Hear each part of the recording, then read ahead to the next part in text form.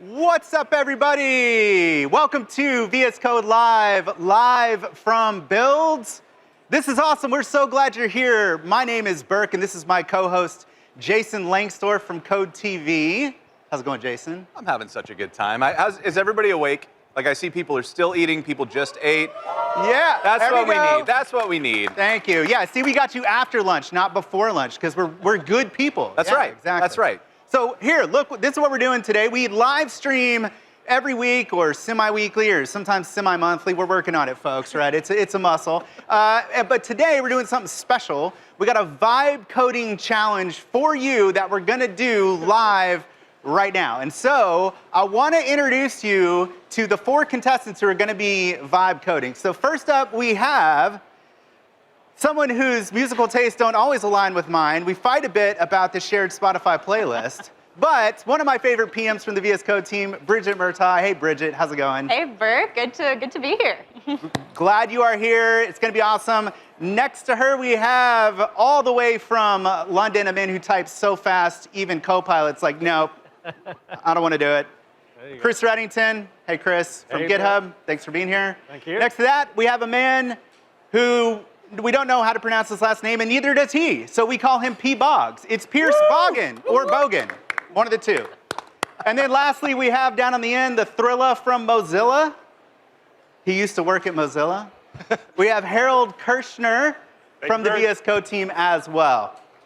Now, here's what we're gonna be doing today, folks. Here's the contest, and you get to decide what they're actually going to build, all right? So, let's throw up the options here. We have 30 minutes. Which of these things would you like them to build?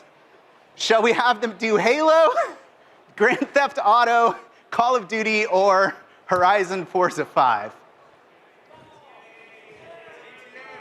Now, listen, I got to level with you. AI's come a long way.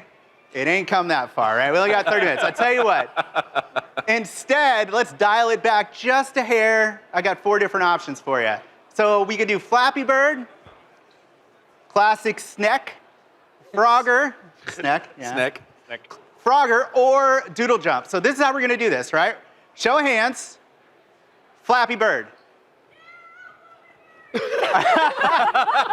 Extra points for screaming. All right, Sneck. Who's up for Sneck? All right, several hands for Sneck. Frogger. Ooh. Whoa. A lot of hands for Frogger. And Doodle Jump.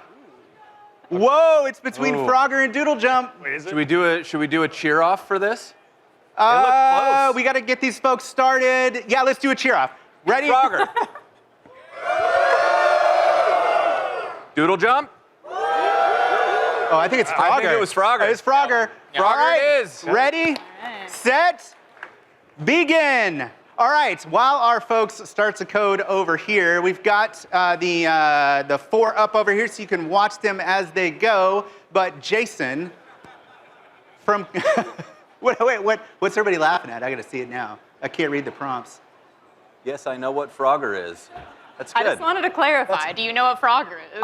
That's like the most PM move I've ever heard of. First, make sure the developer understands the business requirements. Setting clear expectations. It's a great thing to do. There we go. So, Code TV. Yes. Tell the folks a little bit about that because you do something similar to this? Yeah, so I have been working in developer-facing media for a long time, and a couple years back, I went full-time on Code TV, which I'm calling TV for developers, and I make things like a show called Web Dev Challenge, which is pretty similar to this. I call it the Great British Bake Off for web devs.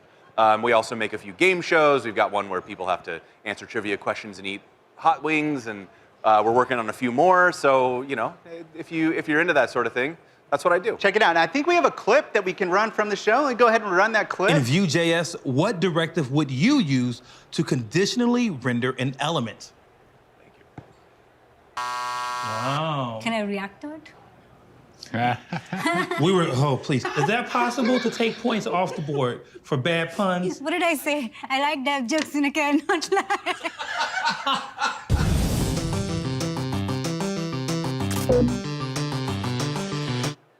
That's awesome, and I love the clips that you post on Twitter. There's one where, like, I forget what it was, but I think she was supposed to be like the crocodile hunter, and you were doing something, yeah. and she jumps on your back, and you're like, I gotta push it into Kubernetes, and she's like, you got 2 users, mate. Yeah, really funny. We make fake commercials, and so yeah. it's like a way for us to entertain ourselves. That's my friend Annie Sexton is the dev hunter in that clip. Gotcha. So yeah, that's really cool. Check that out. That's Code TV. And one of the things, the big announcements that we made this morning was that Visual Studio Code and GitHub Copilot, and that we're going to take the AI features and open source those. Right. Which is super exciting. Yes, Yeah, thank you very a little much. round of applause for that. Appreciate that. All right, so what does that actually mean, right? So take a minute and clarify what that means. So Visual Studio Code itself, by the way, everybody gets a free copy. If you're here, you get a free copy of Visual Studio Code just for showing up. Yeah, you can. Yeah, you're welcome. You're welcome. Now, what this means is that you have to kind of understand, it helps to understand like how Visual Studio Code gets built.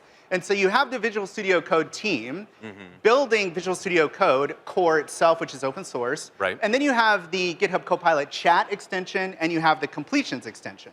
And both of those extensions are actually built by the Visual Studio Code team as well. So if you see it in Visual Studio Code, it's actually built by the Visual Studio Code team with GitHub, working with GitHub on the services and the models, et cetera, right? So it's a collaboration between the two of us. And so what does it mean to open source the thing? It means that we're going to take the features from the GitHub Copilot chat extension and move them out and into VS Code core so they just become a core part of the editor. Now, the advantage of that is obviously that when you're developing like this in the open, that others can contribute, right? People have a lot of ideas about what they would like Copilot to do. All of that has been, closed before. These folks can now build directly on top of that. They can get their ideas in. We can work directly with them in the open, which just makes this so much faster and easier. Well, I think this is the thing that I find exciting about it, right? Is that we built the web off this idea of collaboration and sharing, and you would make something, and I would see it, and I would view source, and I would like riff on it and make something new, right?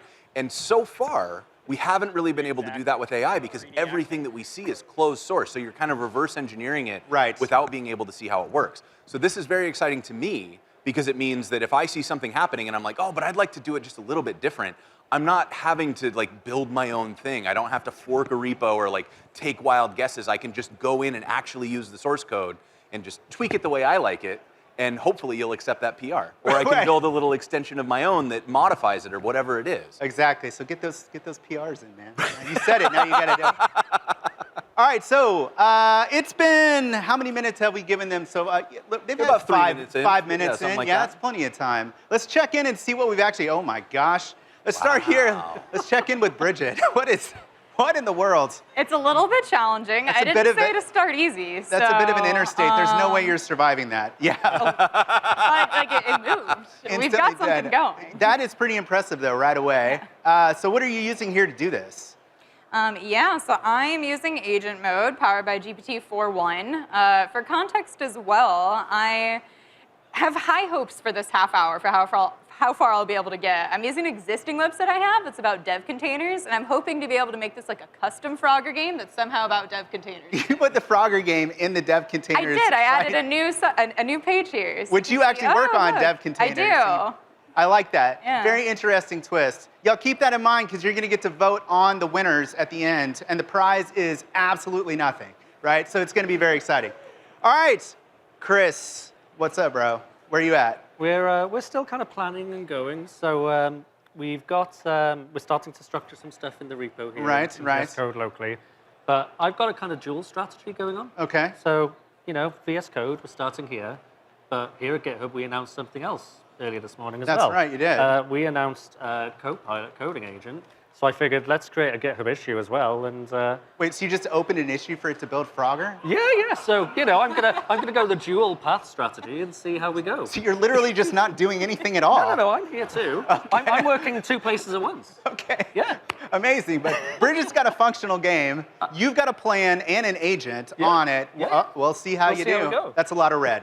Okay. That is a lot of red. P-Boggs. P-Boggs. What's up, bud? What you? Oh. We got a little Babylon JS 3D Frogger. And so we got our basic game here, yeah. And I figured I'd take my own twist on this. all What you right, got? So I generated a little bit of an idea, ideated with agent mode on this. So I was thinking we'd do like a corporate nightmare Frogger. Okay. So I don't know how those- obstacles. I know we all love OKRs, right? Reviews with our leadership team. My boss is in the crowd. Shout out to Joe. He's not smiling. Yeah, he's not smiling right now. I have my performance review next week. Hopefully he forgets this. Micromanagers, Joe. Oh, sure. Shots fired. So yeah, like these are some of the obstacles. We got power-ups, working from home. So now we have our plan, we have the basic game, and we're gonna start implementing some of these mechanics. All right, looking forward to it. And last but not least, Ooh. whoa, you have gotten way too far. I feel like maybe You cheated. you had some inside info. Did you build all 4 games? There's some serious danger happening here. Yeah, with we got a these, glitch. Yeah, we got on. these warp speed. Yeah, what's going on up there at the top, man? Gotta do it. Oh, up. What's happening here? Oh no, how did I get? No, this is impossible. Okay, I gotta. Can you go? You can't go in. No. Yes. Oh, okay. Maybe the blue is what I need? I don't know. So yeah, I started from the new workspace thing. I have a nice description of, I think, what I'm building in the Copilot instructions. So, but then I saw his 3D one. So I have another parallel session going on to create it in Three.js to see how that looks like. So you're building 2 Froggers. Just spreading out, yes. Okay, Yes. but if they're both bad, you still don't win. You understand that, right? But I have twice the chances. That's true. That's Double what the vibe chances coding of is having a- great at, is exploring a problem space and a solution space, and that's what I'm doing. That's awesome. I'm And I noticed applying- you're using Vite as well, which is interesting. I think I probably would have chosen just like a straight up JavaScript HTML.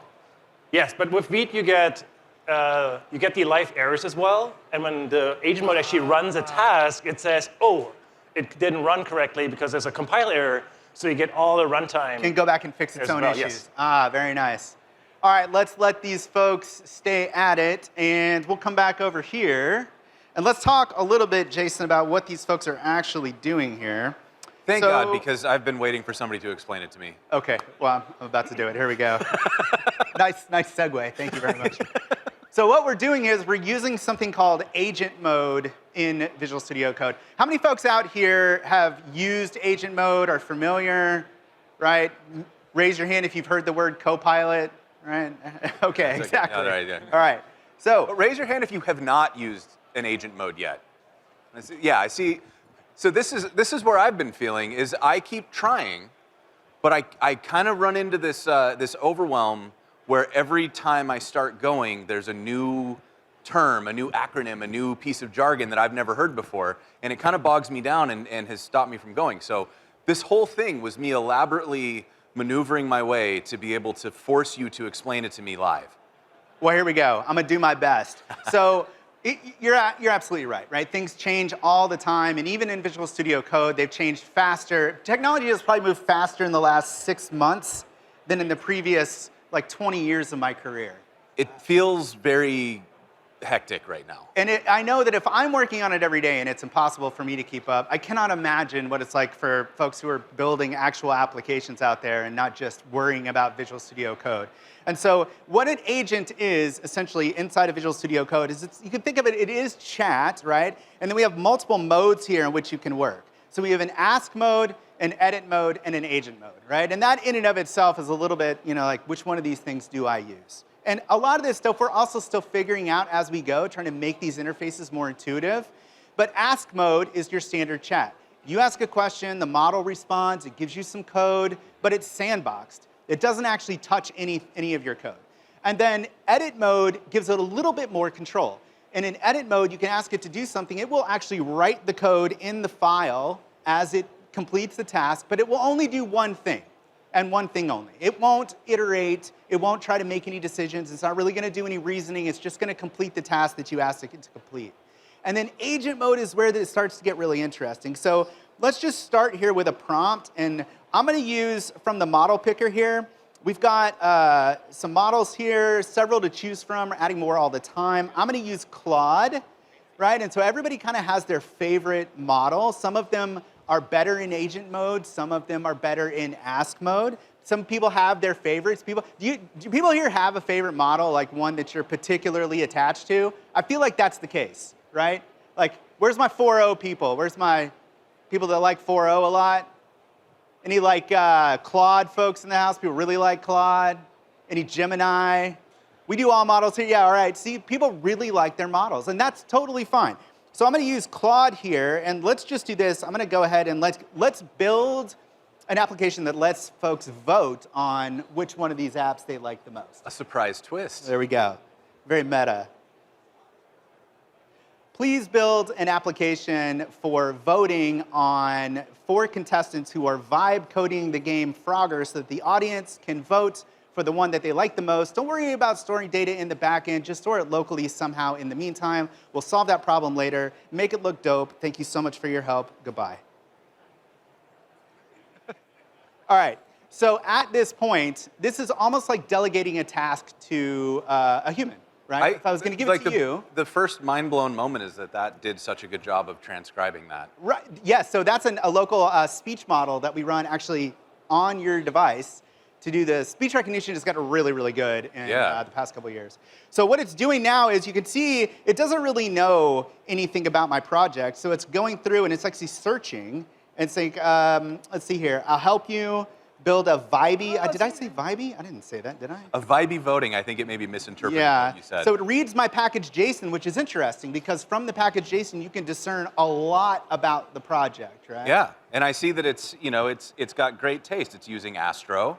Love Astro. I am using Astro. So then it wants to run a command in my terminal. Now, we don't actually do this automatically, right? We sort of stop here because maybe it's not a great idea to let an AI just run commands in your terminal willy-nilly, but there is actually a setting in Insiders that you can turn on that will enable this, right? So kind of choose your own adventure. So let's go ahead and install here, and it looks like, I mean, I recognize some of these things. So it's using nanostores, it looks like for local storage.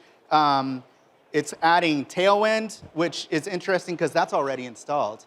So it's curious that it picked that up. So now it's run through the terminal, so now it's going to go through the next step. So it looks like it's going to try to modify to use Tailwind here.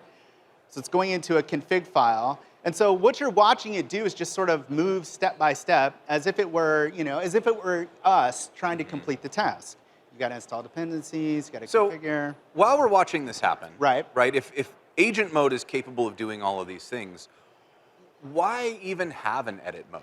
Like, what's the use case where you would drop into edit mode over agent mode? Okay, so in my personal experience, the way that this actually plays out in the real world when you're not building Frogger is that agent is really, really good for prototyping things, right? You can get up and running really fast, or you can build a tool from scratch. Like I built a node module that just scrapes docs, follows links, pulls it all down as markdown so I can have as context. There's other tools that do this as well. Gotcha. These one-off tools, great for that. But when you're actually in huge applications and you want to build a feature, a lot of times edit mode is great for that because you don't want it doing more than what you just asked, right? You want a very specific thing done, do the thing, do nothing more than the thing. Let me check the code, make sure that you didn't, create a 4th components folder, even though we already have one, right? And then commit the changes and move on. So it's kind of like how much control do you want?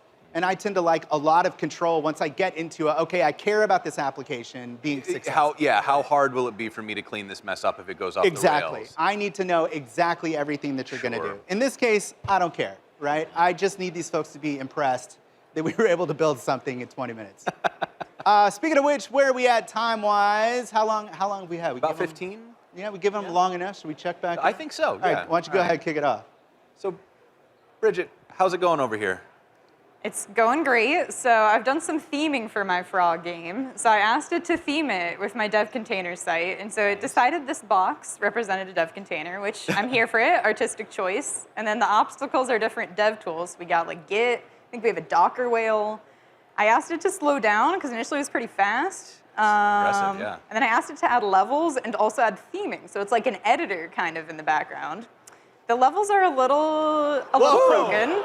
So then you kind of get into a really hard one, level 50 out of 5. But yeah, that's where we're at. Amazing. I'm going to leave you to that. Hey, Chris, how's it going over here? Yeah, we're doing okay. I think, let me jump back. So I'm trying to make mine kind of GitHub themed. So each of these squares is a bit like a little contribution I see graph. it, yeah. There we go. So we've got those nice uniform squares. And this looks like chaos now, so let's just try game over.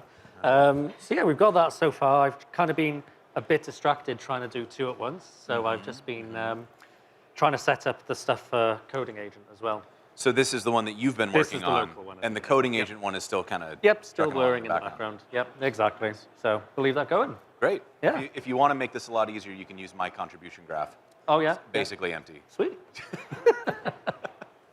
All right, how are you doing over here? I'm doing pretty good. Our promotion zone is set up here.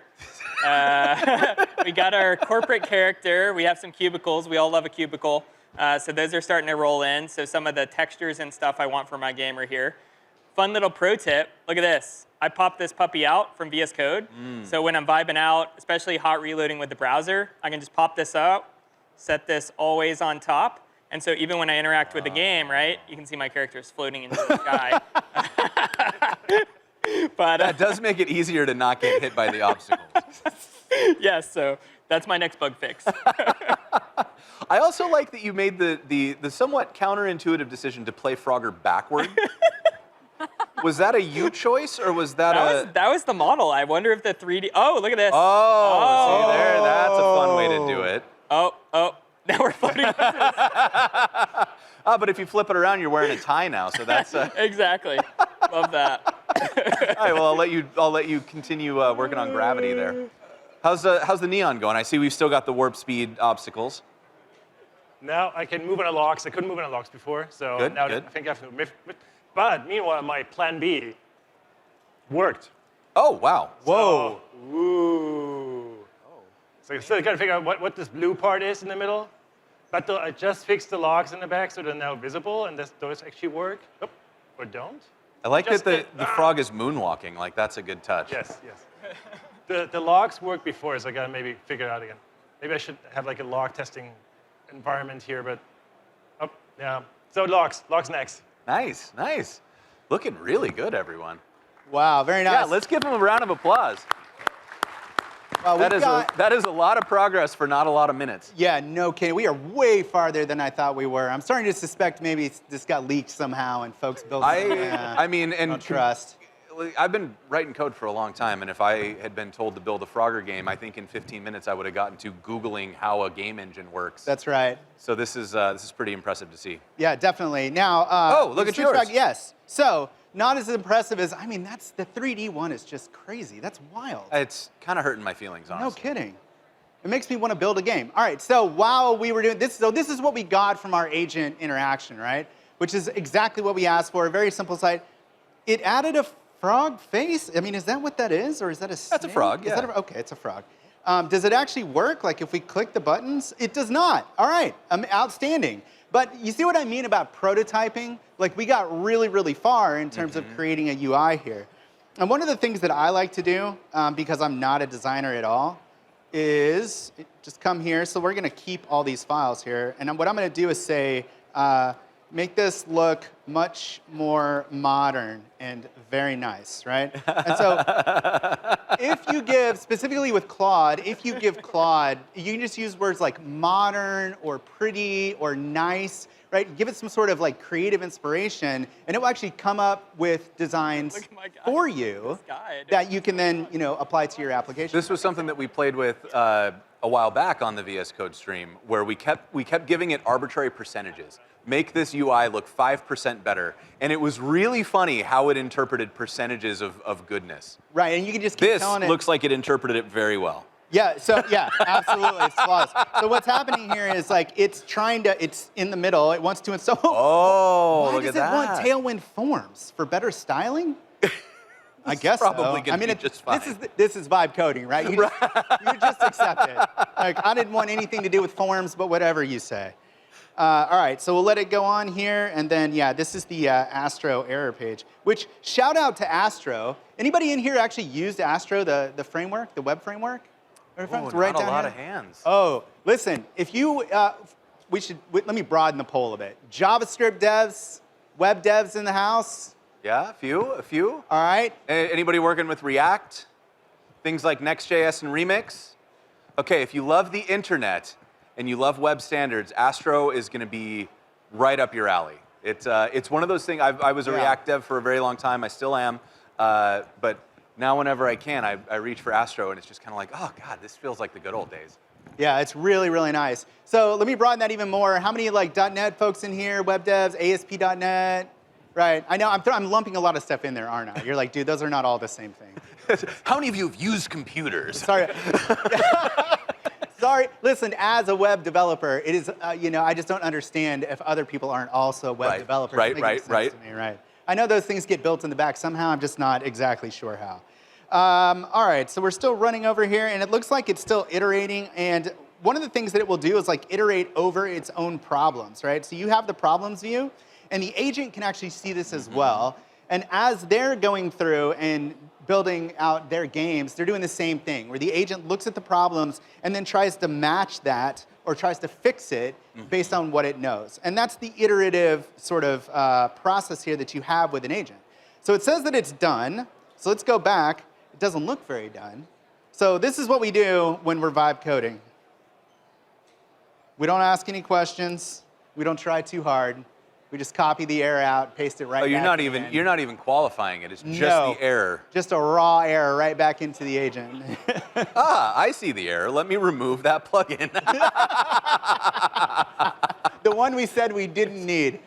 All right, I tell You know what? It gets there eventually. I know it. All right, so some of the other stuff that's new in Visual Studio Code is we talked a little bit about, in the keynote, you might have heard the word MCP at least 100 times. I have. Yes. MCP is kind of a big deal, and the reason why it's a big deal is because it allows the agent to talk to pretty much anything at all. Right, and that's why it stands for Magic Computer Part. That's exactly what it is. That's the one. Or Model Context Protocol. That sounds smart. One of the two, either one will work.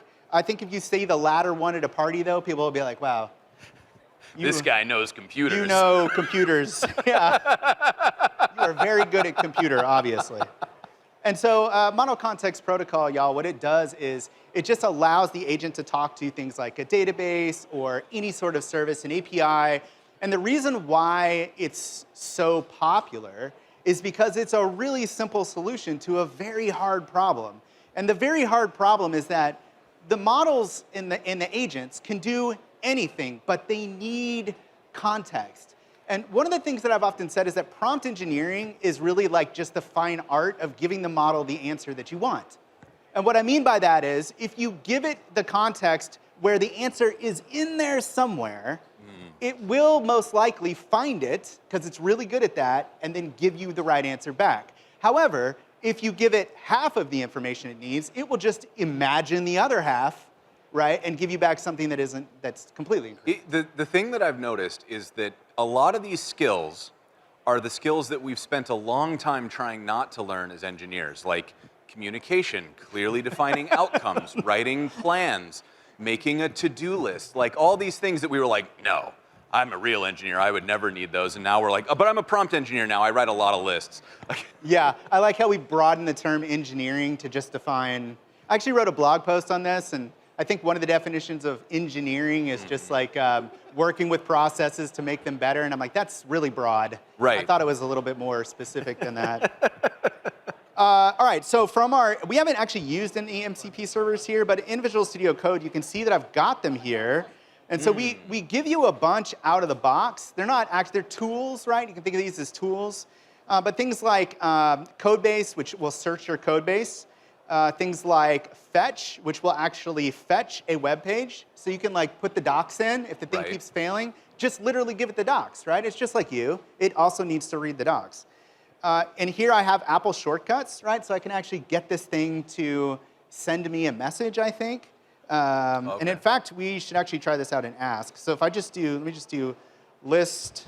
So if I just say list my shortcuts, it should call that MCP server. Do we need to switch it to Ask mode? No. Oh, So it'll just do it. tools, yeah, are specifically for agent mode here. So you can see it's asking me, you sure you want to run this?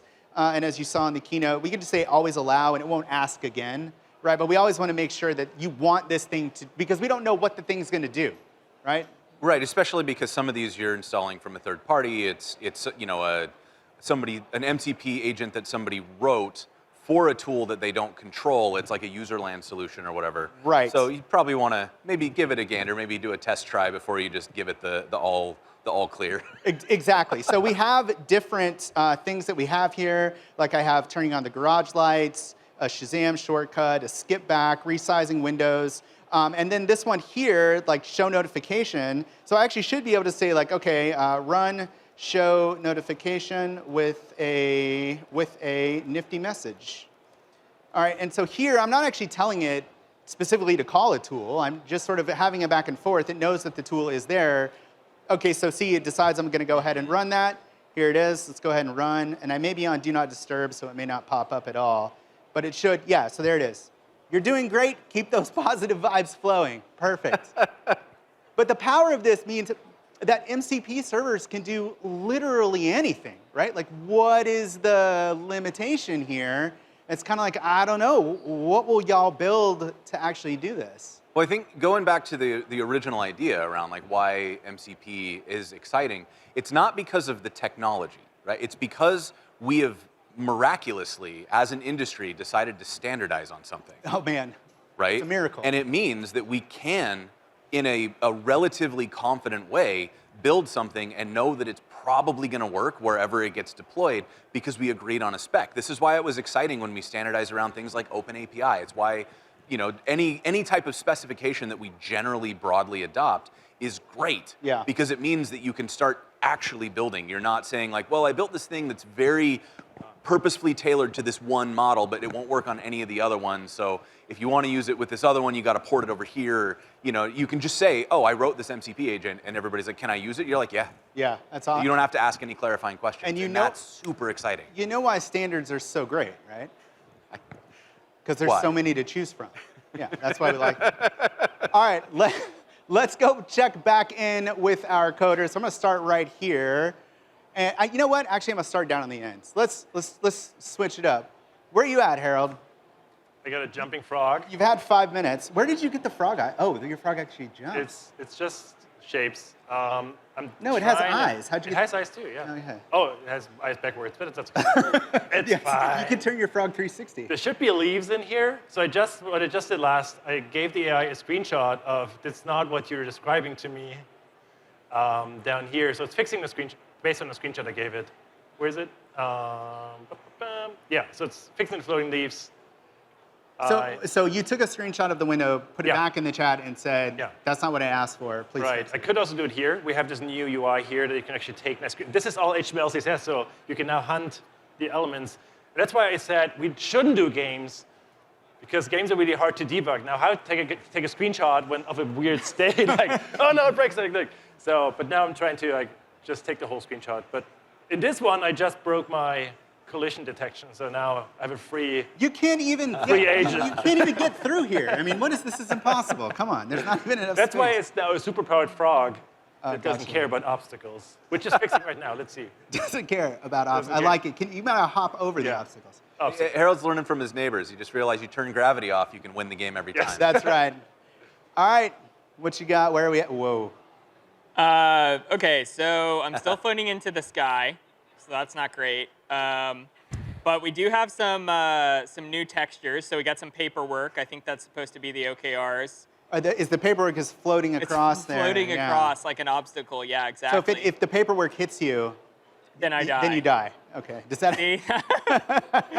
So wait a minute. This is a metaphor though for how you feel. Exactly. Just floating above everything. Exactly, yeah. And I'm running simple browser, so you can just run like Command-Shift-P, show browser, and I put in the URL for my game, and I can come in here and I can actually like select different elements from my game and stuff like that. And so then it'll add as a screenshot here, so you can see I just added the whole canvas. So when something's not right, Harold was just talking about vision, I can just be like, boom, that's not right, please fix it. So that's what I'm trying now. And I noticed you're using Gemini 2.5 Pro. Yeah, Any specific reason for that? I like bouncing around. I've been trying different things. I'm trying to figure out this, why I go into the sky.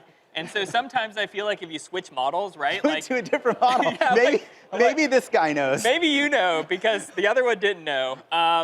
Look at this, though. I got this other models down here. What's What that? you got? You got some DeepSeek, I got some little Llama. DeepSeek, some 2.5 Flash, some Llama 4. So if you click this little drop down, you can also come manage models, and then I went to OpenRouter, and so I added my OpenRouter key. So and what is so OpenRouter? It's basically like a standardized LLM interface. So all APIs for LLMs work slightly differently, and so they basically standardize the interface. So And okay, so if you wanted to have an app that calls OpenAI and Gemini and Right, exactly. Anthropic, that standardizes the API. I'm actually Exactly. working on something where I need that, so I appreciate Okay, there you that go. tip. And then we basically integrated that inside of VS Code. So instead of going to the model that GitHub hosts for us, I can connect directly to one of these models from OpenRouter. Very nice. Yep. Well, it's looking really good. Go back to your game again. And also, did you say Earl? Earl, yeah, Earl. Just making sure. That's I how you heard say that. it. Is that right? Earl, is Earl right? Let's show of hands. Earl? URL or Earl? URL. Oh, Earl. that's almost, Dude, it's Earl. okay. It's Earl. All right, Chris. Yo. Yeah, bro. So, again, we got a couple of paths going on, but let's start with what I've been doing here. All right. Wait, what you've been doing or what? Yeah, with what I've been doing, exactly. Okay, I thought the So- agent did it. No, this is all me. Well, and Copilot, me and Copilot. Yeah. So, we've got a little Octocat, cute little character now who's in there, so making it more Wait, was that the one that you were looking at before? Yeah. So I was looking so, at... so very small. There's Octodecks of all cool little GitHub artwork. So, Okay. We borrowed one from there, and oh, where'd we go? Uh-oh, multiple screens. So we got that in there, but I figured, you want to play a game, but folks here probably want to play a game. Yes. So, You're gonna make it multiplayer? Well, no. Well, that's not ahead of ourselves. We've deployed it. So we've Oh, now got it it's deployed live. to GitHub Pages. So if you want to go over here, you can go and go to chrisreddington.github.io brk111real, and you can go play it too. Didn't you make like a shorter URL or something? Well, I could, but I'm a bit under pressure here. though. Yeah, okay, fair enough. But delegate that task to Copilot. There we go. Make it a short link. All right. Where we at, Bridget? All right, so we fixed the levels, and I asked Copilot for some inspiration of how to make this more interesting in dev container themes. So it had given me some ideas. And so a couple that I liked is it was like, oh, you can make each level related to how you would configure and set up a dev container. So right now we're level 1, so we're setting up our dev container. Okay. I also asked it to add jokes. The jokes are a little bit cut off, so it's kind of a mystery. Why did the dev container Container, break yeah. up with the old environment? Yep, because it needed more space. Oh. Copilot came up with those jokes, so if you Yeah. don't like them, please don't Yeah, blame me. no, it's all right. I had kids who also came up with jokes. It's very similar. Yeah. And yeah, now the levels actually work, so it doesn't just go to level 50 and then Very speed nice. us through.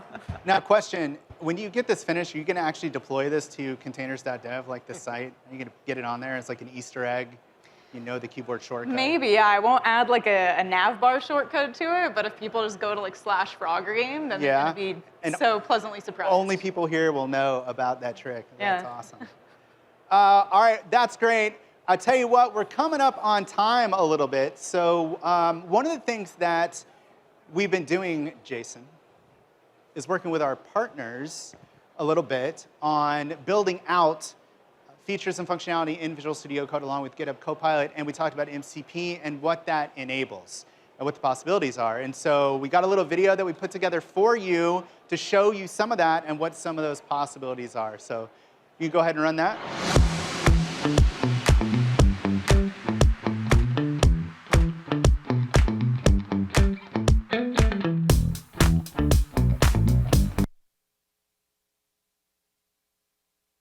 Was that it? Did it end? I felt like it ended abruptly. That was the whole thing? I got a thumbs up. Just like, no, no. All right. We're having some technical we need more vibe coding on the videos back there. All right, let's jump back here if we could and check on our voting site. So let's come back to my screen. Producer, there we go. So this is where we left off. If you remember, we asked it to make it a little bit more modern and nice. So let's check in and see what it actually did there. Not too bad. Not Apparently, too bad. modern is just purple. Purple, and also it's a purple gradient, which we all know is true. That is That is true. like the law if you're Right. making a very modern site. And it also decided to make our frog face into a silhouette, which It did. I kind of like that better, to be honest with you. You The know, other one it looked seems very minimal. Yeah, very Yeah. aggressive. Yeah. All right.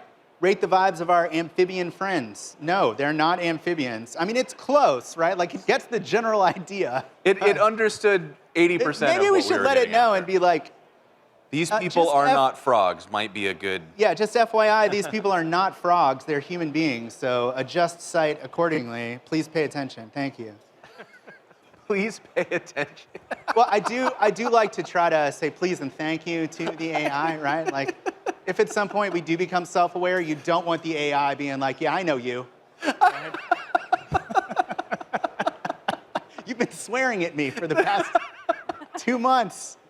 All right, listen, folks, we're coming right down to it. I think what we need to do here, though, is check in and actually pick a winner. So what we're gonna do here, folks, is just say, hands off your keyboards. We're done. What you got is what you got. If you need to pull up your page, pull it up. All right, now here's what I wanna do. We're gonna go through one by one, Still editing. right? And we're gonna vote by applause for your favorite implementation. And remember, just because it's 3D doesn't make it the best one. I feel like I need to say that out loud. What about you? What? No, just because there's 2 games also does not make it the best one. You're judging on vibes, right? Those are the qualifications here, which means whatever you think. All right, here we go. Let's start. Let's pull up Bridget's screen here. And all right, let's get a round of applause for Dev Containers Frogger here. Very nice. Very nice. All right. Next up, let's do it. Oh, here we go. Frogger, what are we calling this? Frogger on GitHub Pages. Frogger on GitHub Pages, everybody. A round of applause. All right. All right, very nice. Okay. I feel like this isn't fair at all. The game doesn't work. What happens if you just do nothing? Does he just float on forever? Why am I so zoomed in? Okay, right here for 3D Frogger with the guy flying away. All right, oh, with some whistles, all right. All right. And last but not least, we've got Neon Frogger. Which one do you want to show? You got to pick one. You can't have 2 submissions. Okay. 3D Frogger. 3D Frogger here, Yeah. applause. It's jumping. Oh, wow. Wait. All right, we have a last minute entry. We have a ringer. From Copilot Coding Agent. This is Copilot Coding Agents Frogger. There we go. And we can go up. Uh-oh. There we Ah, go. But it all does works. work. All right, very nice. So I think based on a round of applause, what do you think, Jason? I'm gonna let you call it. What do you think? I think Chris took it by a whistle. You think so? I you think mean so. you mean Pierce down here? Pierce That's got who the I whistle. meant. That's who I apologize. Close enough. It's fine. No one cares. I met everybody 5 minutes before we went on stage. I'm so sorry. Bridget, Chris. I'll take the win. All right, folks, look, we've got a bunch of great sessions on agent mode. We've had a lot of fun here, but you can use it to do serious things too, right? And a lot of that starts with prompting and how you get the most out of it. We want to show you how to do that because we've been working on it a lot. And so these are some of the other sessions right here. Agent mode in action will be Pierce and Harold down there on the end, showing you how to do prompt-driven development. Damien and I are going to do Copilot for skeptics, right? So if you think this whole thing is a terrible idea, That was pretty cool. this session is for you. We did it just for you. We're going to talk about all of those things. And so check that out as well. And then thank you so much for showing up and doing this with us. We hope you enjoyed it. Thank you for joining us online. Please do give us some feedback. We want to know, like, do you want more of this? Do you want less of this, right? Do you want just Jason next time and no Burke on stage? That's a fair comment, right? If you loved it, I'm Burke, and this is Jason. If you hated it, I'm Scott Hanselman. Thank you so much, everybody. Have a great build, and thank you, chat. We'll see you later.